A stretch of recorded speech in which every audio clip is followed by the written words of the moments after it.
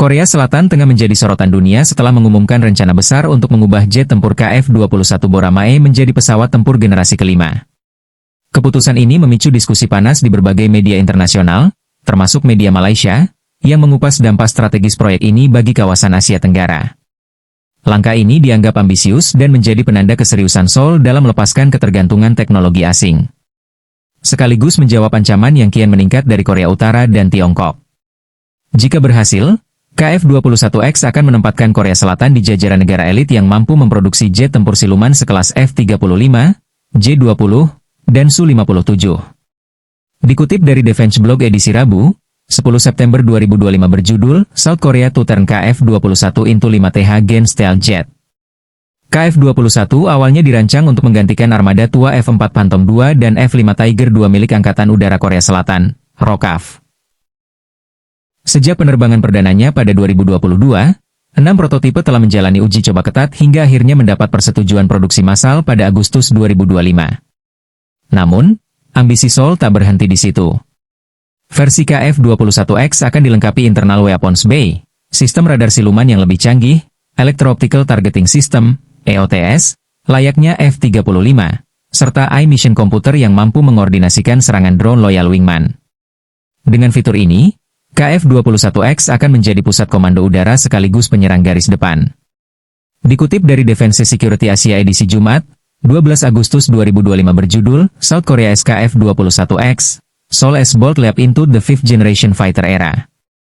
Media Malaysia ramai-ramai mengulas dampak transformasi ini bagi Asia Tenggara. Dalam analisis mereka, Indonesia diperkirakan akan menjadi salah satu pihak yang paling diuntungkan jika proyek KF-21X sukses. Sebagai mitra sejak awal melalui PT Dirgantara Indonesia, Jakarta berhak atas alih teknologi dan hak produksi sebagian komponen. Hal ini berarti industri pertahanan Indonesia akan terdorong naik kelas. Indonesia bisa memperkuat kemandirian pertahanan udara sekaligus berpeluang menjadi pemasok komponen untuk ekspor KF-21X ke negara lain di Asia Tenggara.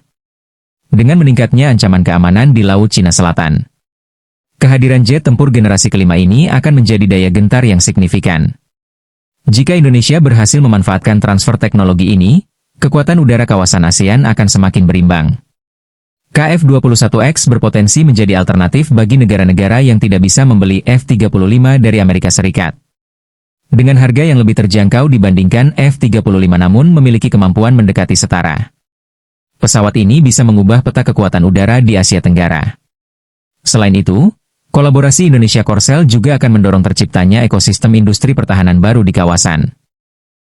Para analis melihat ini sebagai langkah strategis untuk mengurangi ketergantungan ASEAN terhadap Barat atau Tiongkok dalam pengadaan alutsista.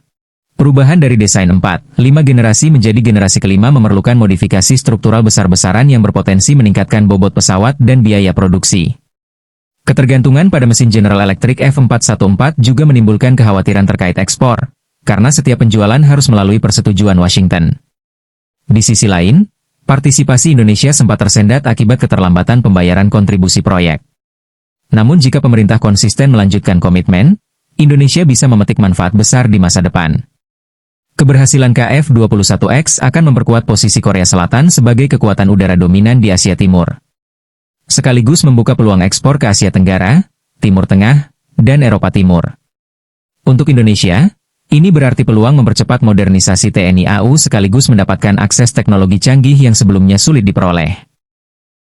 Dengan pengiriman batch pertama KF-21 Blok I yang dijadwalkan mulai 2026 dan Blok 2 menyusul hingga 2032, KF-21X kemungkinan akan hadir menjelang akhir dekade 2020-an. Jika semua berjalan sesuai rencana, Indonesia bisa menjadi salah satu negara pertama di luar Korea yang mengoperasikan jet tempur generasi kelima.